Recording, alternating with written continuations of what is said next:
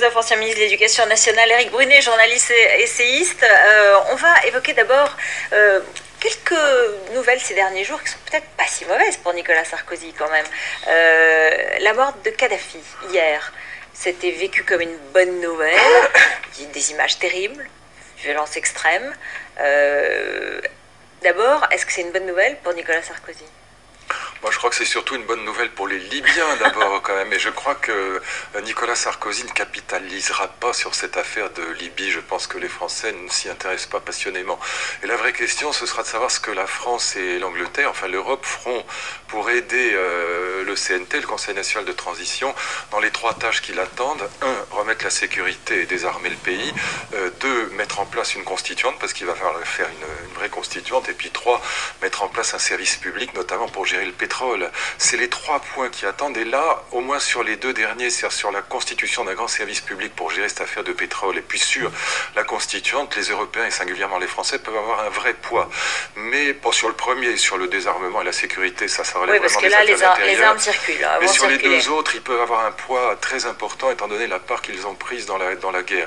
Mais encore une fois, à mon avis, ça ne jouera pas sur la politique intérieure, c'est pas le sujet. Éric Brunet. Je suis pas tout à fait d'accord. C'est vrai que l'Afghanistan, tout ça, c'est des sujets un peu abscons et ça a des répercussions assez minimes sur l'équation politique intérieure. Sauf que là, en 7 mois, on a écrit une belle histoire avec un début où les Français sont présents, Sarkozy qui se mobilise pour précisément mobiliser la communauté internationale, et puis là, 7 mois et demi plus tard, avec une fin. Une fin, c'est en plus, sacrée coïncidence, un Mirage 2000 français qui intercepte ce convoi de 84 cadres qui quitte Sirte et au sein duquel se trouve Kadhafi. Donc, j'ai envie de dire que voilà, il y a une histoire, oui. On a vécu, c'est pas un temps politique qui a duré 10 ans, c'est pas un bourbier, c'est pas le bourbier irakien, c'est une... Donc peut-être que les Français vont comprendre cela, et honnêtement, tout le monde de la droite à la gauche est unanime à reconnaître... Bernard Lévy quand même, aux côtés de Nicolas Sarkozy. Donc je pense que ça va quand même impacter les choses, parce qu'au bout d'un moment, cette stratégie de Sarkozy qui consiste à dire « Moi, je travaille, je ne suis pas là en train de faire de la philosophie de café du commerce. Moi, le soir de la naissance de ma fille, j'étais avec Angela Merkel en Allemagne. » Au bout d'un moment, je pense que ça va quand même être payant. On va y revenir, effectivement. Bernard-Henri Lévy est un bon exemple. À la fois, il a rendu hommage au président de la République, à Sarkozy. Il a dit qu'enfin, il avait obtenu ce qu'il n'avait pas obtenu de Mitterrand, qu'il était fier de son président et d'être français. Et il ajoute « Je voterai quand même à gauche ». Voilà, c'est ça que je voulais dire. Bon, mais c'est vrai qu'il l'avait dit avant.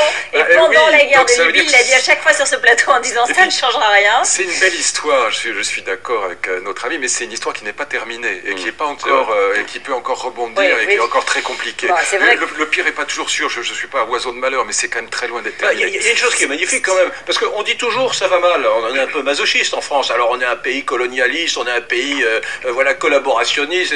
Là, c'est la première guerre de libération nationale depuis Lafayette et Louis XVI aux États-Unis. C'est la première guerre à laquelle participe avec succès la France, de libération nationale d'une autre nation que la nôtre. Bon, c'est quand même magnifique, non? Je crois que pas mal de gens ont applaudi. Est-ce que les Français, droite et gauche confondues, oui, d'ailleurs, ça a été assez consensuel et je crois que tout le monde était d'accord. Les conditions de la mort de Kadhafi, ça vous choque? Vous vous dites il faudrait... Non, je m'en tape comme de l'an 40, pardon. Je crois que c'est pas important, parce qu'on est en guerre, c'est un acte de guerre, c'est pas une question de droit de l'homme. Je dis pas que c'est bien, pas bien, les images sont ignobles et personne n'est content de voir ça, mais c'est vraiment, il faut rappeler les choses, c'est un acte de guerre et c'est dans la guerre. Et ce que l'histoire retiendra simplement, c'est qu'il a perdu et qu'il est mort, point final. Moi, je ne serais pas du tout partisan d'une enquête, je trouve que ça n'a aucun sens. Voilà, parce qu'il y a beaucoup de phrases là-dessus aujourd'hui, c'est pas important, ça passera très vite d'ailleurs. Les chafouins, les râleurs et les éternels contestataires, bien évidemment, se mettent en avant en disant, mais il aurait fallu que l'homme soit jugé. Mais enfin, vous avez vu les circonstances dans lesquelles ça s'est joué. C'était la guerre, c'est réglé. Juste